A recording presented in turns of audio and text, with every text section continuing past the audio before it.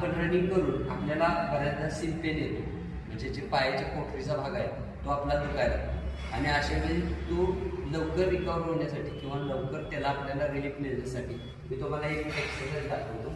तर त्याच्यामध्ये काय करायचं, आपण असे पाय पूर्ण वरती घालवायचे आणि आपली हिप जी आहे ती इथं टेकलेली पाहिजे. आणि या अवस्थेत तुम्ही जेवढं शक्य आहे तेवढं 5 मिनिटं 10 मिनिटं राहा. त्यानंतर जो आहे तो आपला ब्लड फ्लो संपूर्ण खाली यायला लागतो आणि आपल्या पायांना सर्वपरी आराम मिळाला, कारण का जे लॅक्टिक ॲसिड आपल्या पायामध्ये स्टोअर झालेलं असतं ते रिलीज होतं आणि आपले पाय पूर्ण बरे होतात किंवा रिकवर होतात आणि पायाला शांतता मिळते.